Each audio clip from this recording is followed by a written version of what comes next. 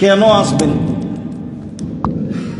এই জন্য যে এখানে হুবাহু রাসূল সাল্লাল্লাহু আলাইহি সাল্লামের পদ্ধতিতে সালাত হবে।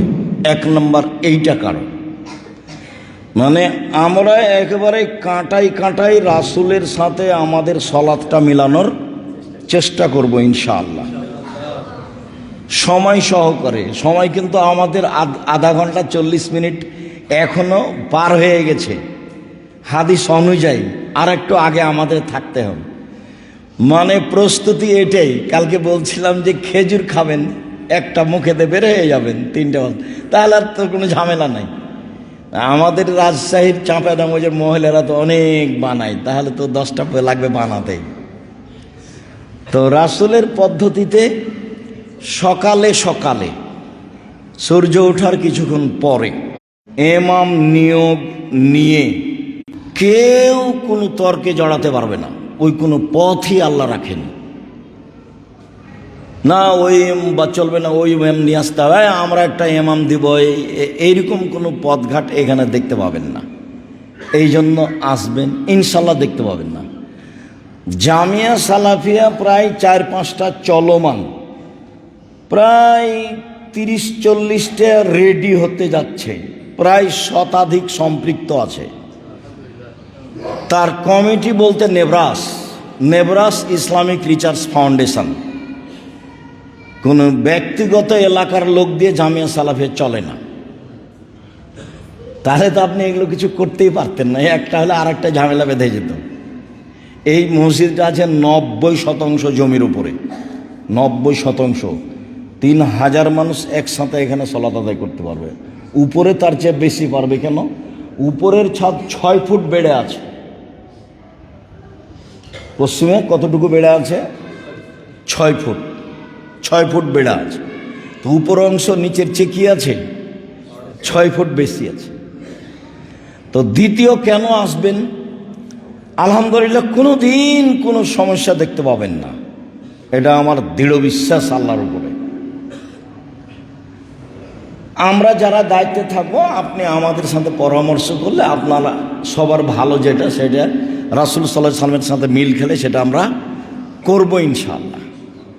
কেউ এসে বলতে পারবে না যে আমার কথাই মানতে হবে। জামিয়া সালাফের কোনো জায়গাতে নয়, না দিনাজপুরে, না ঢাকায়, না চট্টগ্রামে, না বরিশালে, না রাজশাহীতে কেউ বলতে পারবে না এসে আমাকে যে আমার কথা শুনতে হবে।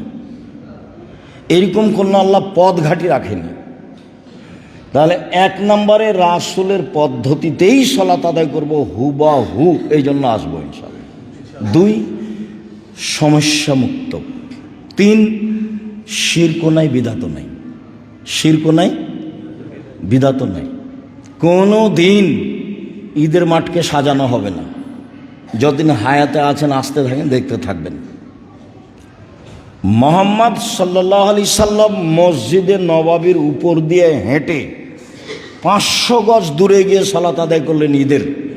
অথচ মসজিদে নববীতে সালাত আদায় করলে 1000 গুণ বেশি নাকি।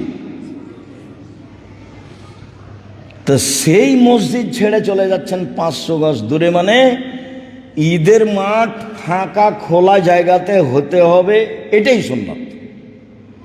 এটাই সুন্নাত যে ঈদের মাঠকে বাসর ঘর করে সাজানো যাবে না। ঈদের মাঠকে বাসর ঘর করে সাজানো যাবে না।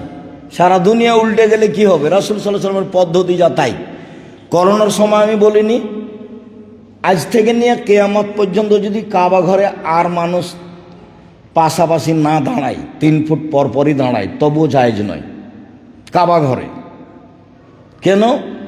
পাশে দাঁড়াতে হবে, এটা কার আদেশ? মুহাম্মদ সাল্লাল্লাহু আলাইহি সাল্লামের। এইটাকে উপেক্ষা করতে হলে আবার মুহাম্মদ সাল্লাল্লাহু আলাইহি সাল্লামকে আসতে হবে, যেহেতু তিনি কিয়ামত পর্যন্ত আর কোনোদিন আসবেন না। কাজে তার সিদ্ধান্ত কোনোদিন পরিবর্তন হবে না। করোনার সময় মসজিদে আসাই ভালো ছিল, বিপদের সময় মসজিদে যেতে হয়। এই চন্দ্রে গ্রহণ লেগে গেছে, ইন্না লিল্লাহ, সব অন্ধকার হয়ে আসলো। সূর্যে গ্রহণ লেগে গেছে, চলো বিপদ, খুব বড় বিপদ, চলো চলো চলো মসজিদে যাই, লম্বা সালাত আদায় করি, তাসবিহ তাহলিল জিকির আজকার দান খায়রাত করি। যে কাজ করেছে সে তাড়াতাড়ি খুলে দেখ। তো তাকে বলবো কিভাবে? বলবো যে খুলে দেন, খুলে দেন, এটা তো হবে না। ওর সাথে কথা বলার প্রথম পদ্ধতি হলো সলাৎ, আর দ্বিতীয় পদ্ধতি হলো তাসবিহ, তাহলিল, জিকির, আজকার, দান। এই যে মসজিদে এসে ঈদের সলাতের মাঠে আব্দুল্লাহ ইবনে আব্বাস বলছেন, ইসাল্লি নবী সাল্লাল্লাহু আলাইহি সাল্লাম ফিল ঈদাইন রাকাতাইন লা ইসাল্লি কাবলাহুমা লা ইসাল্লি বাদাহুমা। ঈদের মাঠে আল্লাহ রাসূল মাত্র 2 রাকাত সালাত আদায় করতেন, না আগে কিছু না পরে কিছু। আগেও কোনো সালাত নাই, পরেও কোনো সালাত নাই। ঈদের মাঠে আগেও কোনো সালাত নেই, পরেও কোনো সালাত নাই, শুধুমাত্র 2 রাকাত। কিন্তু মসজিদে আসছেন যে আপনি তো বসতে পাবেন না। মসজিদ যার, তার কাছে অনুমতি নিতে হবে। কিভাবে অনুমতি নেবেন? বলবেন যে আমি আপনার মসজিদে বসতে চাচ্ছি, এই পদ্ধতি নেই, মানে সরাসরি কথা বলার পদ্ধতি নেই। তখন তার অনুমতি হলো 2 রাকাত সালাত। এখন 2 রাকাত সালাত আদায় করলেন মানে আপনার কি হয়ে গেছে? অনুমতি হয়ে গেছে, বসেন। যদিও ভারত, বাংলাদেশ, পাকিস্তানে শতকরা 90 জন মানুষ মসজিদে ঢুকেই বসে আগে, কি করার আছে? মসজিদে বসতে হলে অনুমতি নিতে হবে, তাই 2 রাকাত সালাত আদায় করি। এইবার যে অংশ ধৈর্য ধারণ করে বসে থাকবেন, কোন মহিলা আপনারা দিনই বোন কাজ দেখিয়ে যাবেন না, আজ থেকে কাজ থাক, ছেলে মেয়ে কন্ট্রোল করে বসে থাকেন স্ব স্থানে, এই প্রথা ত্যাগ করতে হবে। সালাম ফিরার পরেই আপনি উঠে দাঁড়াবেন না, এই প্রথা ত্যাগ করতে হবে। এটা জামিয়া সালাফিয়া, এটা বাইতুল হামজাবে মসজিদ। আমি আব্দুর রাজ্জাক বিন ইউসুফ আপনার খুব কাছের মানুষ, আমি আল্লাহ রাসূলের সালাতকে মেপে আদায় করার চেষ্টা করছি। মানুষ হিসাবে ভুল হতে পারে, সেটা ভিন্ন কথা, মানুষের তো ভুল হতেই পারে, জেনে শুনে সজ্ঞানে, ভুলের কোনো সুযোগ নেই। এবং কোনো কারো মতামত গ্রহণ করে 1 মিনিট চলতে হবে এরকম কোনো পথঘাট আল্লাহ আমার জন্য রাখেননি। সে চেয়ারম্যান হোক, সে মেম্বার হোক, সে এমপি হোক, সে মন্ত্রী হোক, সে সভাপতি হোক, সেক্রেটারি হোক, এরকম কোনো ব্যক্তির কথা হিসাব করে আমাকে চলতে হবে, আল্লাহ এরকম হিসাব আমাকে 1 মিনিটের জন্য রাখেননি। আলহামদুলিল্লাহ। মানুষ পরামর্শ দিতে পারে, সেটা ভিন্ন কথা, মানুষ পরামর্শ দিতে পারে, মানুষের পরামর্শ নিতে হয়, ভালো হলে এটা গ্রহণ করতে হবে, এটা আল্লাহর আদেশ। তোমরা পরামর্শ করো, আপনার পরামর্শ থাকতেই পারে, আপনার হোঁশ, বুদ্ধি, জ্ঞান, বিবেক আছে। আল্লাহ বলছেন মানুষের চেয়ে মানুষের আর একজনের জ্ঞান বুদ্ধি বেশি। মূসা আলাইহিস সালাম ফেল করলেন খাজিরের কাছে, কথায় কথায় বললেন যে আমি সবচেয়ে বড় আলেম, তো আল্লাহ বলছেন ভুল হয়েছে, আর একজন আছে। কিভাবে? বলে যাও ব্যাগে করে মাছ ভেজে নিয়ে হাঁটতে থাকা। কতদিন হাঁটলেন, এটা এক পর্যায়ে বলছেন ইসবই নন, ব্যাগে কিছু খাবার ছিল, ক্লান্ত হয়েছি, মাছ ছিল, যে মাফ করবেন আমি ভুলে গেছি, শয়তান আমাকে ভুলিয়ে দিয়েছে। মাছ তো এক আশ্চর্য দৃশ্যে ব্যাগ থেকে বের হয়ে চলে গেছে আমার চোখের সামনে। আরে মাছ ব্যাগ থেকে বের হয়ে চলে গেল, পানিতে নেমে চলে গেল, সে পানি ছিদ্র হয়ে আছে, অবাক। সেটা আপনাকে যে বলবো, ঘুম থেকে ওটা ভুলে গেছি। চলো যাই, ফিরে যাই, ওখানেই যাই। এবার ফিরে এসে দেখছেন যে একজন চাদর গায়ে দিয়ে শুয়ে আছে। আসসালামু আলাইকুম। ওয়ালাইকুম সালাম। মান হুয়া ফি হাযাল আরজ, কে তুমি এই জমিনে? মানে উনি অবাক, এটি কে? মূসা। কেন এসেছেন? আপনার কাছে কিছু শিক্ষা নেওয়ার জন্য। আপনি আমার কাছে শিক্ষা নিতে পারবেন না, আপনার জ্ঞানে একরকম, আমার জ্ঞানে একরকম। তো না, আপনার কাছে শিক্ষা নিব। তাহলে আপনি কোনো জিজ্ঞাসা করতে পাবেন না, যা করছি করব, কিছু বলতে পাবেন না, বললেই সঙ্গ কেটে যাবে। তো ঠিক আছে, জিজ্ঞাসা করবো না। তো এখন দুইজন মিলে একটা নৌকাতে উঠেছে, নৌকাতে কোরআন মাজিদের আয়াত, নৌকাতে উঠেই খাদের কি করেছে, একটা নৌকার একটা তক্তা তুলে ফেলে দিয়েছে। তো মূসা একদম, এ তো নবী, অবাক কথা। আরে এই লোকগুলো আমাদেরকে নৌকায় তুলে নিল, টাকা নিবে না, আপনি নৌকা নষ্ট করে দিলেন। মানে আপনাকে আমি বলেছি আপনি আমার সাথে থাকতে পারবেন না, আপনাকে তো আমি জিজ্ঞাসা করতে নিষেধ করেছি। ঠিক আছে আর করবো না। এ দেখেন কেমন জিনিস। ইনি মুসা আলাইহিস সালাম, খুব পাওয়ারফুল নবী, আল্লাহর সাথে কথা বলেন, সুবহানাল্লাহ। ঠিক আছে আর বলবো না।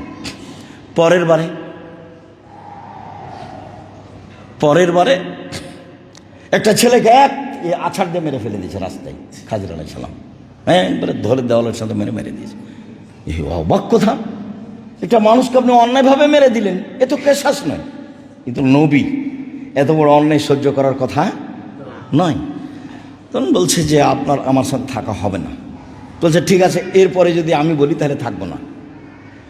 আর একটা সুযোগ নিলে এই শর্তে যে আর যদি বলি তাহলে থাকবো না। একটু পরে এক গ্রামে গিয়ে বললেন যে আমাদের একটু খাওয়ার ব্যবস্থা করেন। গ্রামবাসী বলল না, আপনাদের খাওয়ার ব্যবস্থা করতে পারছি না। তো একটা দেওয়াল বাঁকা হচ্ছিল, তো উনি ধরে সরে ঠিকঠাক করে দিলেন খাজের। তখন মুসা আলাইহিস সালাম বলছে, যারাকে খাওয়ার জন্য চাইলাম যাদের কাছে, তারা একটু খাবার দিল না, আপনি তাদের দেওয়াল ঠিক করে দিলেন, একটু তো মজুরি নিতে পারতেন। শেষ, আপনার সাথে আমার কথা শেষ। আপনাকে বলে দিই কি ঘটনা। ওই নৌকাটা একটু পরে জালেম সরকার এটা করে নিবে, গুন্ডারা ওটা নিয়ে নিবে, তো খালি নিবে ভালোগুলো।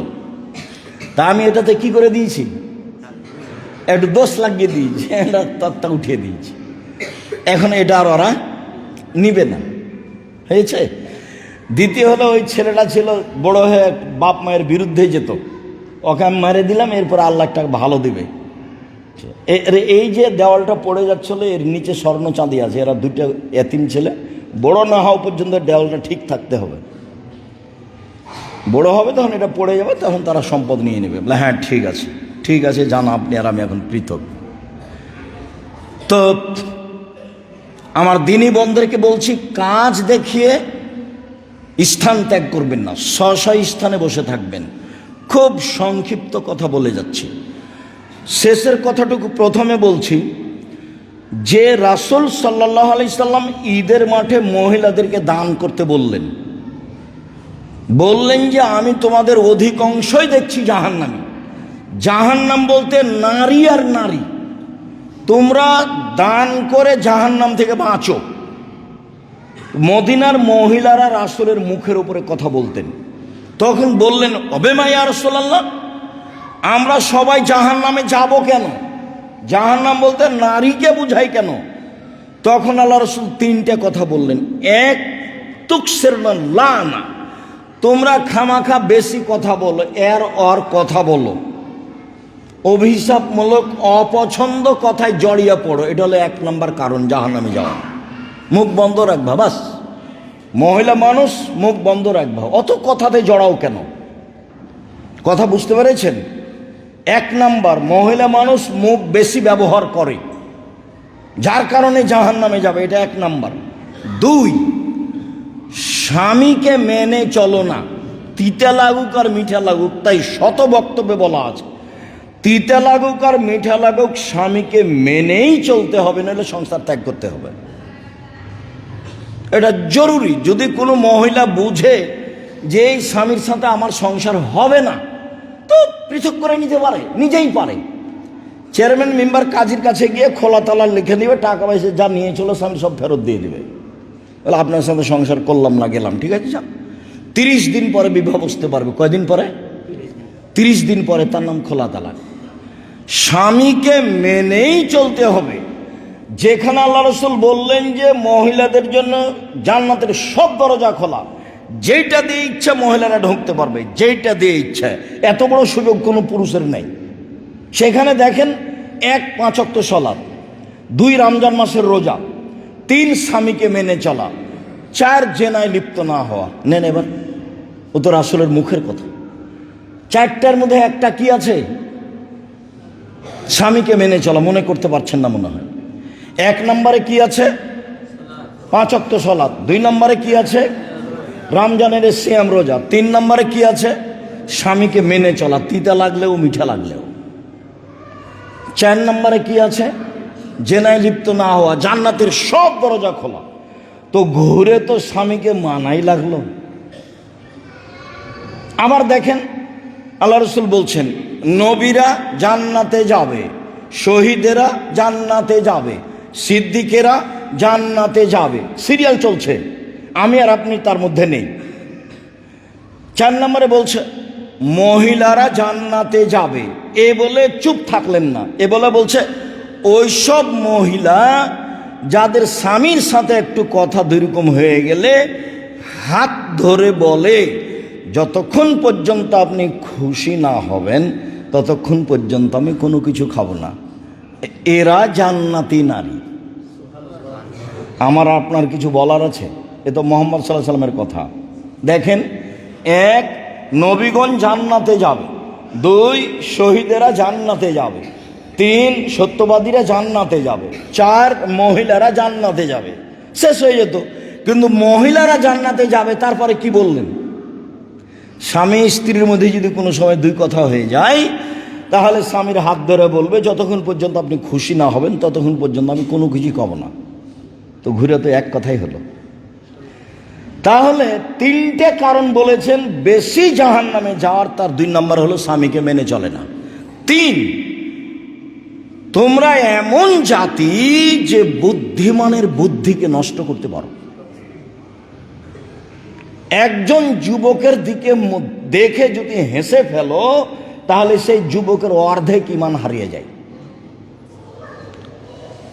এরা যদি মোবাইলে আপনার সাথে একটু হাসি হাসি কথা বলে তাহলে আপনি নাম্বারটা ধরে রাখবেন আবার বলার জন্য। সেই জাতি হচ্ছে নারী। একটু হাসি হাসি কথা বলে ভাইয়া ভাইয়া এরকম করে যদি বলে কথা, তাহলে সে নাম্বার ধরে এর নাম পুরুষ আর ওর নাম নারী। নাম্বারটা ধরে রাখবে আবার কথা বলার জন্য, মানে এক হাসিতেই এক কণ্ঠে ঈমান গেছে। একটা মহিলা গাড়িতে উঠে বসে আছে, আর একটা সিট ফাঁকা আছে। তখন ওই মহিলা একটু একটু হাসি মুখে বলছে ভাইয়া বসেন। এবারও বসেছে, বৈশা কথা শুরু হবে, কি করো, কোথায় বাড়ি, কোন ক্লাসে পড়ো, কোথায় যাবা। যতক্ষণ পর্যন্ত গাড়ি থেকে না নামছে একজন ততক্ষণ পর্যন্ত কথা চলতে থাকবে। এর নাম নারী।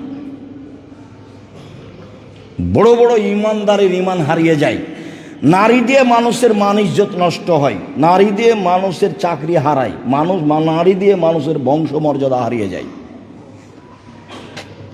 একজন মহিলা বুখারীর হাদিসে এসেছে যে আমি জেনা করেছি এটা আমি স্বীকৃতি দিব না, আমি হ্যাঁ বলবো না, এই জন্য আমি আমার বংশের মর্যাদা ক্ষুণ্ণ করতে রাজি নই।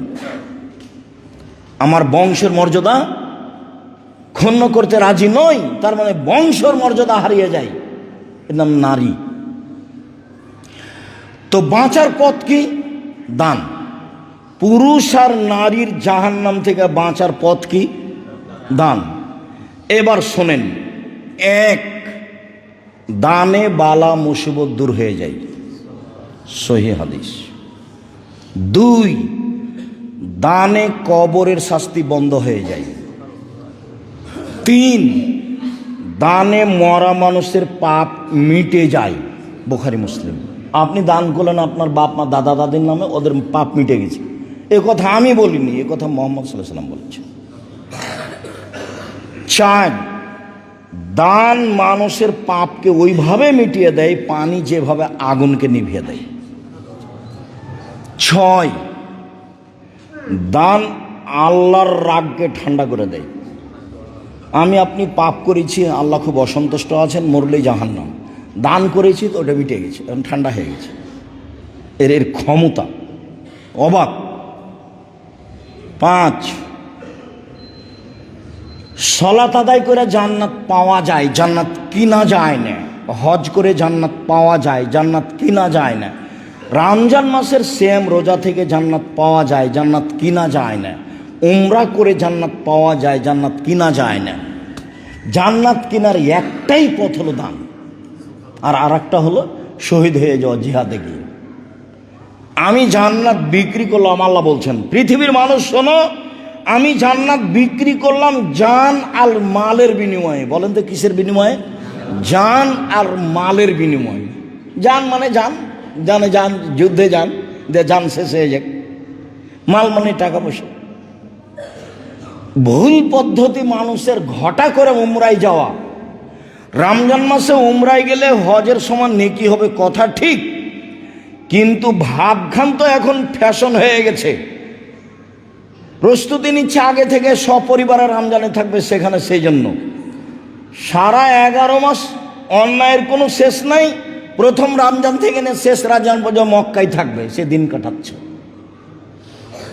সারা জীবন প্রতি মাসে একবার করে উমরা করলে আপনি আপনার মায়ের 1 পয়সা উপকার করতে পারবেন না, আপনার দাদা দাদির 1 পয়সা উপকার করতে পারবেন না।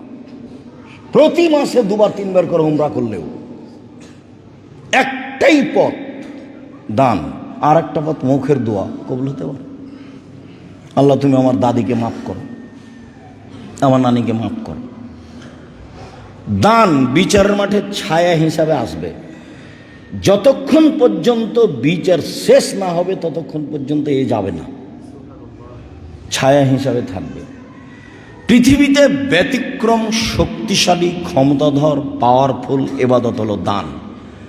পৃথিবীতে শক্তিশালী ক্ষমতাধর পাওয়ারফুল ইবাদত হলো দান। ভারত বাংলাদেশ পাকিস্তানের মানুষেরা দানটা এভাবে বুঝলো কেন? একটু পরিস্থিতিতে এলোমেলো হয়ে গেছে। কি হয়েছে? 190 বছর ইংরেজেরা দেশ চালিয়েছে, তারা মাদ্রাসা চায়নি। যদিও আলিয়া মাদ্রাসা তাদের বানানো কলকাতায়। তখন এইসব ধর্মভীরু মুসলমানেরা কোরআন হাদিস শিক্ষার জন্য মাদ্রাসা খুলতে গেছে। তো সরকার তো টাকা দিবে না। তখন এই সাধারণ কোরআন শিক্ষিত হাদিস শিক্ষিত মানুষগুলো 10 টাকা দিয়ে মাদ্রাসা খুলতে গেছে। তো গরিব মানুষ মাদ্রাসা চালাতে গেছে, তখন কিছু খেয়ে নিয়েছে আর কিছু কাজে লাগাচ্ছে, প্রায় এরকম হয়ে গেছে। তখন আমরা এক শ্রেণীর মানুষ বুঝেছি, ওখানে টাকা দিয়ে কি হবে, খালি খেয়ে নেই। আর সেই প্রথায় এখন আপনি দেখতে পাবেন, বগুড়াতে গাড়িতে উঠেন, একটা লোক একটা রসিদ বই নিয়ে এসে বলছে যে হিফজখানা দান করেন, হিফজখানা দান করেন। ও কি করে সে ওও নিজে জানে না, আপনিও জানেন না। তাহলে এর মান সম্মান ক্ষুণ্ণ করার পথ আজও চালু আছে। ছেলেটা উঠে বলছে যে আমাকে কোরআন মাজিদ কিনবো, আমাকে টাকা দেন। ও আজ মিথ্যা কথা বলছে। ওকে বলবেন জামিয়া সালাফিয়া চলে যাও। 519 জন ইয়াতীম অসহায় আছে, 500 জামিয়া সালাফিয়া, 5,000-এর বেশি ছেলে মেয়ে পড়াশোনা করে জামিয়া সালাফিয়া, 5,000-এর বেশি। 300 জন শিক্ষক শিক্ষিকা আছে, প্রায় 45 লক্ষ টাকা মাসে বেতন লাগে। কত? প্রায় 45 লক্ষ টাকা মাসে বেতন লাগে। ওই ছেলেটাকে পাঠিয়ে দিবেন, ওই এতিম ছেলে এখানে ফ্রি পড়াশোনা করবেন, সমস্যা নেই, আল্লাহ ওটা ব্যবস্থা করে দিবেন, আপনাকে দিয়ে ব্যবস্থা করবেন। জামিয়া সালাফিয়া বিত্তশালী দিয়ে চলে না, জামিয়া সালাফিয়া সরকারের অনুদানে চলে না, জামিয়া সালাফিয়া বৈদেশিক কোনো সংস্থা দিয়ে চলে না। আমি কোনোদিন সরকারের কাছে ওই দরখাস্ত করি না টাকা দিবেন সেই জন্য। এতিমের জন্য কোনোদিন বলিনি, এতিমকে তো টাকা আপনি দেন। 519 জন মানুষ কি এখানে আছে? এই যে আমরা এখনই 100-150 জন এখানে এতাকাফ করছিলাম, থাকছিলাম, 100-র বেশি মানুষ আছে, সবাই ফ্রি আছে। আর এমনি তো সব সময় 100-150-200 জন ফ্রি থাকে, এতিম ছাড়াও 20 জন 25 জন 30 জন করে আসে, 20 দিন 25 দিন প্রশিক্ষণ নেই, আসে ফ্রি, যায় ফ্রি, খায় ফ্রি, থাকে ফ্রি। তো জামিয়া সালাফিয়ায় দান করবেন, তার আর একটা কারণ, শিরক হয় না এখানে, বিদাত হয় না এখানে। অতএব এখন কোটাটা ছাড়েন, আর কেউ নিজেকে বঞ্চিত করবেন না। আপনার সাথে আমার আরও 2টা কথা আছে। ধীর স্থির বসে থাকেন, কেউ মন খারাপ করার কিছু নেই। কোটাটা সবাই পাশ থেকে ছেড়ে দেন। মানে 10টা টাকা হলো নিজেকে বঞ্চিত রাখবেন না। 200 টাকা হোক, 500 টাকা হোক, 1000 টাকা হোক। আমি 10 টাকার অর্থ বলি, মানে এটার অর্থ এই নয় যে 10 টাকা। আমি একটা কয়েন, 1 টাকার কথা বলি, এর অর্থ এই নয় যে 1 টাকা একটা কয়েন, এ কথা আমি বলি না। আমি বলি আপনার পথটা সহজ করার জন্য। মানে আল্লাহ রসুল বলেছেন, দেওয়া হাত ভালো নেওয়া হাতের চেয়ে। দেওয়া হাত খান থাকবেন। আজকে যে এসেছেন, ছেলে মেয়ের জন্য 10টা টাকা নিয়ে আসবেন, মেয়েকে বলে দেবেন আম্মু তুমি নাও 10 টাকা। আমি নিজের কথা বলি, আমার নাতি নাতনি যারা আসছে এসেছে সবাইকে বলে যাই তোমরা 100 টাকা নিয়ে যাও, কোটাতে দিয়ে দেবো। আপনার ছেলে 2টা সাথে আছে, আপনার স্ত্রী, আপনার তার সাথে একটা বাচ্চা আছে, ওর হাত দিয়ে 50 টাকা 100 টাকা 10 টাকা দেওয়ার অভ্যাসই করাবেন। এটা আপনাকে অভ্যাসই করাতে হবে। এটা ইবাদতের জগতে সবচেয়ে শক্তিশালী ক্ষমতাধর ইবাদত, সবচেয়ে ব্যতিক্রম। তারপরে ওটা আসলে দিয়ে দেবেন। দ্বিতীয় কথা, ঈদে কি সাজগোজ করতে হবে? এত নতুন জুতা স্যান্ডেল কিনতে হবে কি? বুখারী মুসলিমের হাদিসে বোঝা যাচ্ছে যে সাজগোজ করতে হবে, সাজগোজ করতে হবে, সুন্দর পোশাক পরতে হবে, দামি পরিষ্কার পোশাক পরতে হবে। এর অর্থ এই নয় যে সব নতুন কিনতে হবে, 3বার 4বার 3টা 4টা করে, এটা নয়। আর কালকে ওই কথাটা বলা হয়নি। ঈদের মাঠে যে আল্লাহ রসুল একজন ছেলেকে দেখলেন কাঁদছে, তো আল্লাহ রসুল বললেন তুমি কাঁদছো কেন? ছেলে বলল আমি এতিম। তখন আল্লাহ রসুল তাকে কোলে নিলেন, আয়েশার কোলে দিলেন, আয়েশা নতুন পোশাক পরালেন, ছেলে খুশি হয়ে গেল। ডাহা মিথ্যা কথা। রাসূলের বাড়িতে ফকিরে ভিক্ষা পায় না, ফকিরকে ভিক্ষে দেওয়ার কোনো ব্যবস্থা নাই বাড়িতে। একজন মানুষকে একসঙ্গে খাওয়াবে তার কোনো ব্যবস্থা নাই, বুখারী মুসলিমের হাদিস। আল্লাহ রসুল নিজে মেহমান পাঠিয়েছেন, একজনের হাতে বাড়ি পাঠিয়েছেন, দেখো আয়েশা কোনো খানা পানি থাকলে দিয়ে দাও। কোনো কিছু দিতে পারেননি, চলে এসেছে, না খেয়ে মেহমান ফিরে গেছে। আজ এই ঘটনা মিথ্যা। এক, সাজগোজ করতে হবে সম্ভবপর, এটাই ঠিক। 2, ঈদুল ফিতরে খেয়ে বের হতে হবে, আর ঈদুল আজহাতে না খেয়ে বের হতে হবে। এই ছেলে বসো 2-3 মিনিট। ঈদুল ফিতরে কিভাবে বের হতে হবে? খেয়ে, আর ঈদুল আজহাতে না খেয়ে। 4, গোসল করা ভালো সাজগোজ হিসাবে। গোসল করার কোনো সহিহ হাদিস প্রমাণ পাওয়া যায় না। আমাদের চাঁপাইনবাবগঞ্জে মানুষ তো গোসল করে, গরুগুলোকে করায়, গরুগুলো সবকে করায়। তো গোসল করা ভালো। এরপরে খেয়ে বের হতে হবে, আর বের হওয়ার সময় থেকে শুরু করতে হবে আল্লাহু আকবার, আল্লাহু আকবার, লা ইলাহা ইল্লাল্লাহ, আল্লাহু আকবার, আল্লাহু আকবার, ওয়ালিল্লাহিল হামদ, আল্লাহু আকবার, আল্লাহু আকবার, লা ইলাহা ইল্লাল্লাহ, আল্লাহু আকবার, আল্লাহু আকবার, ওয়ালিল্লাহিল হামদ। এইটুকু সহিহ হাদিস দ্বারা পাওয়া যায়। বাড়ি থেকে বের হয়ে সালাত শুরু হওয়া পর্যন্ত বলতে থাকবেন, সালাত শুরু হওয়া পর্যন্ত। এরপরে অন্য একটা হাদিসে সালাতে আমভাবে এভাবে পাওয়া যায়, আল্লাহু আকবার কাবীরা, আল্লাহু আকবার কাবীরা, আল্লাহু আকবার কাবীরা, আলহামদুলিল্লাহি কাসীরা, আলহামদুলিল্লাহি কাসীরা, আলহামদুলিল্লাহি কাসীরা, ওয়া সুবহানাল্লাহি বুকরাতান ওয়া আসীলা, ওয়া সুবহানাল্লাহি বুকরাতান ওয়া আসীলা, ওয়া সুবহানাল্লাহি বুকরাতান ওয়া আসীলা। এইভাবে বলা যাবে। আল্লাহু আকবার কাবীরা, আলহামদুলিল্লাহি কাসীরা, সুবহানাল্লাহি বুকরাতান ওয়া আসীলা, এর আমরা কোনো প্রমাণ পেশ করতে পারিনি। তাহলে কিভাবে বলা যাবে? আল্লাহু আকবার কাবীরা, আল্লাহু আকবার কাবীরা, আল্লাহু আকবার কাবীরা, আলহামদুলিল্লাহি কাসীরা, আলহামদুলিল্লাহি কাসীরা, আলহামদুলিল্লাহি কাসীরা, ওয়া সুবহানাল্লাহি বুকরাতান ওয়া আসীলা, ওয়া সুবহানাল্লাহি বুকরাতান ওয়া আসীলা, ওয়া সুবহানাল্লাহি বুকরাতান ওয়া আসীলা। 3, সবচেয়ে উত্তম কালেমা তাসবিহ হিসাবে সুবহানাল্লাহি, আলহামদুলিল্লাহি, ওয়া লা ইলাহা ইল্লাল্লাহ, আল্লাহু আকবার, সুবহানাল্লাহি, আলহামদুলিল্লাহি, ওয়া লা ইলাহা ইল্লাল্লাহ, আল্লাহু আকবার।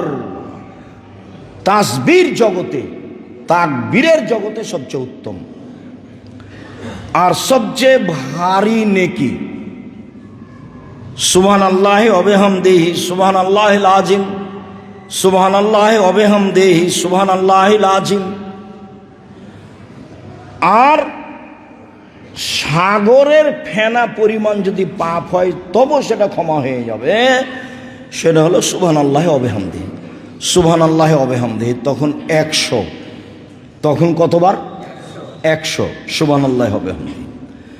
এইবার ঈদের মাঠে বের হচ্ছি 6:30 7টা, এই টাইমে সামনের থেকে চেষ্টা করবো ইনশাল্লাহ 7টায় করে দাও, প্রস্তুতি থাকবে। এইভাবে আগে বের হয়ে যাবেন। আত্মীয় স্বজন, ভাই বোন, খালা ফুফু, দাদা দাদি, বন্ধু বান্ধব যা আছে সবকে নিয়ে এসে চেষ্টা করবেন। রাসূলের একবারে নীতিতে মেপে সালাত আদায় করার চেষ্টা করবো ইনশাআল্লাহ। আর কেউ বাধা বিঘ্ন দেওয়ার নাই। এটা আর আলহামদুলিল্লাহ, এটা হচ্ছে আলহামদুলিল্লাহ, এটা হচ্ছে আলহামদুলিল্লাহ। 2 রাকাত সালাত হবে। প্রথম রাকাতে হবে সূরা আলা, আর দ্বিতীয় রাকাতে হবে সূরা গাশিয়া।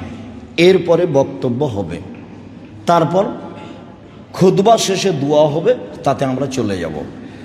আরেকটু কথা, সেটা হলো এই যে কালকে বলেছি ইতিহাস ঈদুল ফিতরের। আল্লাহ রসুল মক্কা থেকে মদিনায় আসলেন, দেখলেন ওরা 2 দিনে খেলাধুলা করে মদিনার লোকেরা। তো আল্লাহ রসুল বললেন, কেন এই 2 দিনে খেলাধুলা করো? আমরা জাহেলিয়াতের যুগে এই 2 দিনে খেলাধুলা করতাম। তখন আল্লাহ রসুল বলছেন, শোনো শোনো শোনো, আমি এই 2 দিনকে পাল্টিয়ে দিলাম অন্য 2 দিনের পরিবর্তে, যে 2 দিন এর 2 দিনের চেয়ে উত্তম। তার একটার নাম হলো ঈদুল আজহা, আর একটা নাম হলো ঈদুল ফিতর। ঈদুল আজহা মানে কুরবানির আনন্দ, আর ঈদুল ফিতর মানে ইফতারের আনন্দ, মানে শেষ আনন্দ। তখন আল্লাহ রসুল বলেন, এই শোনো পৃথিবীর মানুষ, আনন্দ 3টে। 1 আকল অশুর্ব অধিকুল্লাহ, খাওয়া পান করা জিকির, খাওয়া পান করা জিকির। তো ঈদুল ফিতরে জিকির আরম্ভ হবে বাড়ি থেকে বের হয়ে ঈদের মাঠে সালাত শুরু হওয়া পর্যন্ত। ঈদুল ফিতরে জিকির কখন আরম্ভ হবে? বাড়ি থেকে বের হওয়ার সময় থেকে নিয়ে সালাত শুরু হওয়া পর্যন্ত। আর ঈদুল আজহাতে জিকির শুরু হবে 1 তারিখ থেকে নিয়ে 13 তারিখ আসর পর্যন্ত। যুলহিজ্জার 1 তারিখ থেকে নিয়ে 13 তারিখ আসরের সালাতের পরে তাকবীর পড়ে বন্ধ করতে হবে। আল্লাহু আকবার, আল্লাহু আকবার, লা ইলাহা ইল্লাল্লাহ, আল্লাহু আকবার, আল্লাহু আকবার, ওয়ালিল্লাহিল হামদ। অন্য তখন আল্লাহ রাসূল বললেন যে যুলহিজ্জার 10 তারিখের নেকি আমার কাছে যত প্রিয়, পৃথিবীর কোনো ইবাদতই তত প্রিয় নয়। তখন সাহাবীগণ বলেন, কি জিহাদও নয়? জিহাদও নয়? তখন আল্লাহ রাসূল বলেন, না জিহাদও নয়, এটাই উত্তম। হ্যাঁ, তবে কেউ যদি বাড়ি থেকে বের হয়ে যায় জানার মাল নিয়ে, কিছুই ফিরে না আসে, তাহলে এ উত্তম। বুঝাতে পারিনি, আবার বলবো। যুলহিজ্জার 1 তারিখ নিয়ে 10 তারিখের ইবাদত যত উত্তম, আমার কাছে পৃথিবীর আর কোনো ইবাদতই নাই এত উত্তম। তখন সাহাবীগণ বলছেন, জিহাদও নয়? কথার ভাব কি বুঝতে পারছেন? তো জিহাদও নয়। তখন আল্লাহ রাসূল বলছেন, জিহাদও নয়, না জিহাদও নয়। তবে কেউ যদি টাকা পয়সা নিজে বের হয়ে যায় আর ফিরে না আসে, তাহলে এ উত্তম। শহীদ হয়ে গেছে, নিজেও গেছে টাকাও গেছে, নিজেও গেছে টাকাও গেছে, ঘোড়া গেছে, যুদ্ধস্ত্র গেছে, সব গেছে, তাহলে এ উত্তম। তো সেদিন কি করবেন? 1 নম্বরে এই জিকির, 2 নম্বরে তাসবিহ তাহলিল, 3 নম্বরে দান খেলাত। যুলহিজ্জার একবারে 1 থেকে 13 পর্যন্ত। তো এই 2 দিন ঈদের দিন পরিবর্তন করে দেওয়া হলো খেলাধুলার পরিবর্তে। মনে রাখবেন, কিয়ামত পর্যন্ত মানুষের আনন্দের দিন আর 3য় দিন হবে না। অতএব কোনো দিবস নেই। যদি মুসলমানদের জন্য দিবস থাকতো তাহলে মক্কা বিজয়ের দিন থাকতো। যেহেতু মক্কা বিজয়ের দিন মুসলমানদের দিবস নয়, কাজেই কিয়ামত পর্যন্ত মুসলমানদের জন্য আর 3য় দিন কোনো দিবস হবে না। সেটা 16 ডিসেম্বর হোক, সেটা 26শে মার্চ হোক, সেটা 21শে ফেব্রুয়ারি হোক, সেটা মা দিবস হোক, সেটা বাপ দিবস হোক, সেটা জন্মদিবস হোক, সেটা মৃত্যু দিবস হোক, সেটা আরও কিছু হোক, পৃথিবীতে মুসলমানের জন্য আর কোনো দিবস নেই কিয়ামত পর্যন্ত। এটা মনে রাখবেন। মুসলমানের জন্য দিন 2টে, একটা ঈদুল ফিতর আর একটা ঈদুল আজহা। মুসলমানের জন্য আর 3য় কোনো দিন নেই। এরপরে শেষে চলে আসি, ঈদের সালাত হবে 7 তাকবীরে আর 5 তাকবীরে। কত তাকবীরে? 7, 5, 12 তাকবীরে। আল্লাহ আকবার প্রথমবার বলে একটু বসেছিলাম, চুপ ছিলাম, মনে পড়ে? তাতে মনে হচ্ছিল যে বাকি তাকবীর মনে হয় ওস্তাদজি ভুলে গেলেন। ব্যাপারটা কি? তাহলে কি আসলে ভুলে গেলেন? প্রথমটা হচ্ছে তাকবীরে তাহারিমা। তাকবীরে তাহারিমা মানে তারপরে সানা পড়াই লাগবে। আর যদি শেষেরটাকে তাকবীরে তাহারিমা ধরেন তাহলে এখন আপনি সলাতের মধ্যেই ঢুকেননি। তাহলে প্রথমে আল্লাহ আকবার বলার পর একটু ঘুরে বেড়াতে পারবেন। কথা বুঝাতে পারিনি। তাকবীরে তাহারিমা মানে কি? সব হারাম। আল্লাহ আকবার, এবারে সব হারাম। তো প্রথমটাকে কি ধরতে হবে? তাকবীরে তাহারিমা। তাহলে তাকবীরে তাহারিমার পরে কি হতে হবে? সানা। তারপরে এখন বাকি পড়ে নিয়ে কেরাতে যাবেন। এই জন্য সানা পড়ছিলাম। বাকি ছয়টা এখন পড়ে আউযুবিল্লাহ বিসমিল্লাহ বলে সূরা ফাতিহা, তারপরে অন্য সূরা, তার বাইরে আবার উঠে 5 তাকবীর। স্পষ্ট হয়েছে তো বিষয়টি? জি, জাযাকুমুল্লাহ খায়ের। শেষের অংশ হলো 1 শাই ফেতরা দিতে হবে, 1 শা। সেই কালে আবু সাঈদ খুদরি রাদিয়াল্লাহু তাআলা আনহু মুআবিয়ার চিন্তা চেতনাকে শক্তভাবে আঘাত করেছেন। মুআবিয়া হজ বা উমরায় আসলেন রাদিয়াল্লাহু তাআলা আনহু, মিম্বারে উঠে খুতবা দিলেন। খুতবার এক পর্যায়ে বললেন, জনগণ, সিরিয়ার অর্ধশা গম সমমূল্য মদিনার 1 শা খেজুর। মদিনার 1 শা খেজুরের দাম যত, সিরিয়ার অর্ধশা গমের দাম তত। জনগণ কে বলছেন? মুআবিয়া রাদিয়াল্লাহু, যেহেতু দেশের সরকার, সিরিয়ার সরকার, আর খুব সচেতন মানুষ। এই জন্য উমর রাদিয়াল্লাহু তাআলা আনহু তাকে একটা দেশ দিয়েছিলেন, পাশে রাখলে ঝামেলা হবে। খুব বিচক্ষণ মানুষ মুআবিয়া রাদিয়াল্লাহু তাআলা আনহু, এর দেশ চালাতে পারবে এরকম তার মধ্যে ক্ষমতা, যোগ্যতা। জনগণ, সিরিয়ার অর্ধশা গমের দাম যত, মদিনার 1 শা খেজুরের দাম তত।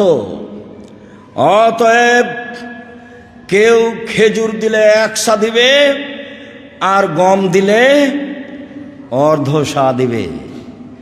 জনগণ অর্ধশা ধরে নিল। তখন আবু সাঈদ খুদরি রাদিয়াল্লাহু আনহু বললেন, জনগণ, ফাম্মা আনা কুনতু উখরিজুহু কামা কুনতু উখরিজু ফি জামানে রাসূলিল্লাহ সাল্লাল্লাহু আলাইহি ওয়াসাল্লাম। আমি আবু সাঈদ খুদরি 1 শাই শস্য দিব, খাদ্য দিব, পনির দিব, জব দিব, আমি অর্ধশা দিব না। একজন দাঁড়িয়ে বলল, আবু সাঈদ খুদরি, মুআবিয়ার কথা কি চলবে না? তখন তিনি বললেন, না, তিলকা কিমাতু মুআবিয়া, এটি আর মুআবিয়ার মূল্য নির্ধারণ চলবে না। যতদিন পর্যন্ত আমি আছি ততদিন পর্যন্ত মুআবিয়ার মূল্য নির্ধারণ গ্রহণ করব না, তার প্রতি আমলও করব না।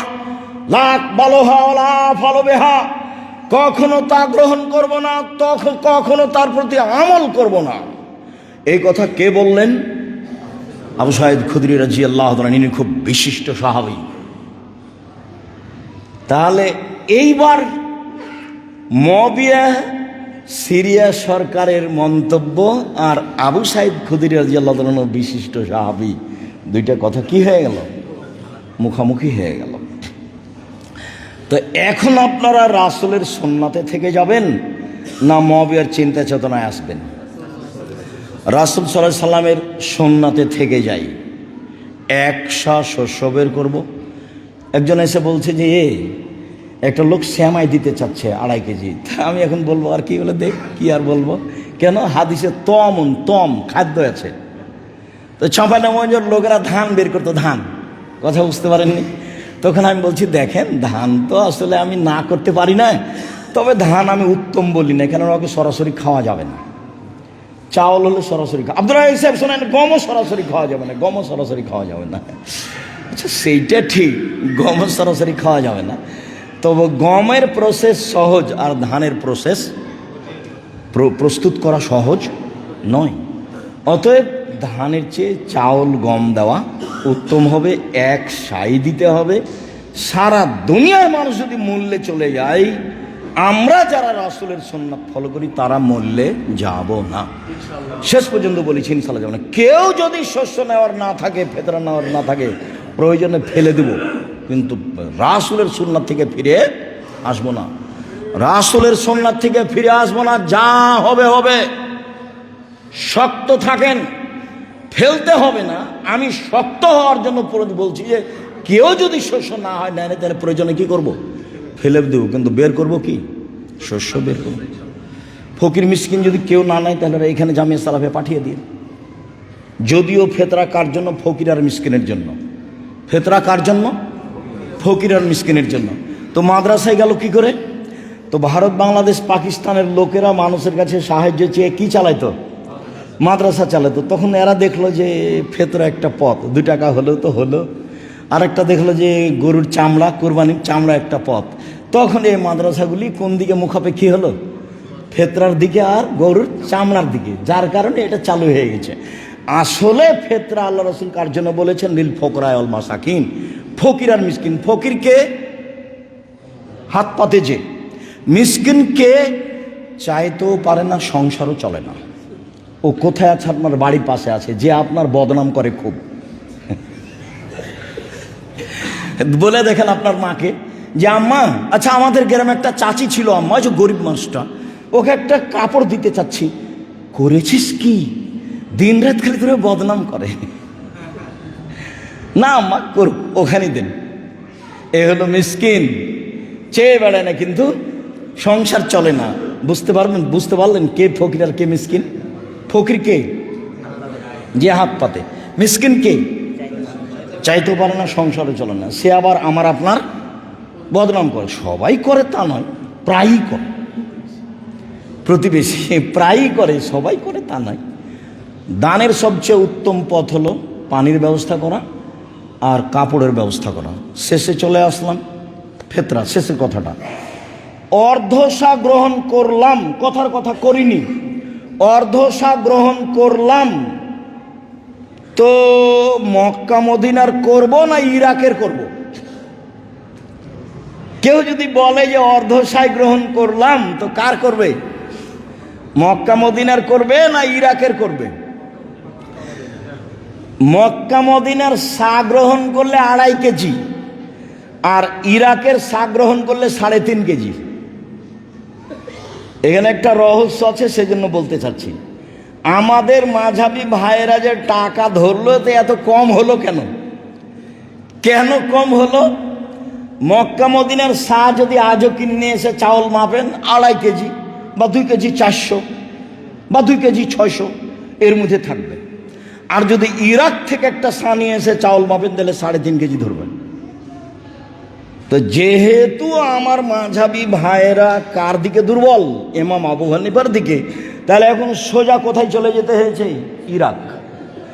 কোথায় চলে যেতে হয়েছে? ইরাক।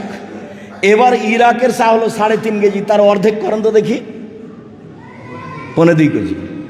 এবার 2.25 কেজির দাম ধরা আছে, সেই জন্য টাকা কম। বুঝতে পেরেছেন? ভারত, বাংলাদেশ, পাকিস্তানের 90% জন পুরুষ নারী এখানে জিম্মি। ইসলাম ধর্ম কারো ব্যক্তিগত নয়, সবার স্বাধীনতা আছে। সবাই বিবেচনা করে কাজ করতে পারে। আল্লাহ কারো ভিতরে কারো বিদ্যার সাথে এটাকে খাস করে দেননি। ইসলাম বুঝার এবং মানার কি আছে? স্বাধীনতা আছে। ওখানে আমাকে জিম্মি হতে হবে, এই কথা ঠিক নয়। সম্মানিত দিনী ভাই বোন, রাসূলের সুন্নাত ফলো করো। তো আমরা 2.5 কেজি ফেতরা দিয়ে এসেছি। অবশ্যই তা ঈদের দিন সকালে হতে হবে, যেটা আমার মা চাচি বাপ চাচারা করতো। খুব আগে করলে 29-30, 28-এ করার কোনো সুযোগ নাই ফেতরা বের করার। 15 রমজানের কোনো প্রশ্নে আসে না, 27 রমজানে প্রশ্নে আসে না। তাহলে খুব আগে করলে কবে হতে পারে? 29-30। অন্যথায় রাসূলের আদেশ পালন করলে কখন? ফজরের সালাত আদায় করে বের করে আসবেন। আমার আব্বাকে আমি দেখেছি এরকম, আমাদের গ্রামের সবাইকে দেখেছি এরকম। আমরা এখনও ওইভাবে নিজেকে বহাল রাখার চেষ্টা করি। আমরা বের করে দিয়ে ঈদের মাঠে এসেছি। এখন যে যাকে পাবো তার হাতে বন্টন করবে। জাযাকুমুল্লাহ খায়ের। আল্লাহ তুমি আমাদেরকে তোমার রাসূলের পদ্ধতি অনুযায়ী চলার তৌফিক দান করো। যারা আমাদের মারা গেছে তুমি তাদের কবরের শাস্তি মাফ করো। যারা আমরা অসুস্থ তুমি তাদের আরোগ্য দান করো। যারা আমরা বেঁচে আছি তুমি তাদেরকে রাসূলের পদ্ধতি অনুপাতে চলে তোমাকে সন্তুষ্ট করার তৌফিক দান করো। একমাত্র তোমার রাসূলের পদ্ধতি অনুপাতে চলে তোমাকে সন্তুষ্ট করতে চাই। তুমি আমাদের দাবি কবুল করো, তুমি তার পদ্ধতিতে চলার তৌফিক দান করো। তোমার দরবারে এই জোরালো দাবি দাওয়া দোয়া রেখে আজকের মতো কথা এখানেই শেষ করলাম। সুবহানাকাল্লাহুম্মা ওয়া বিহামদিকা আশহাদু আল্লা ইলাহা ইল্লা আনতা আস্তাগফিরুকা ওয়া আতুবু ইলাইক। আসসালামু আলাইকুম।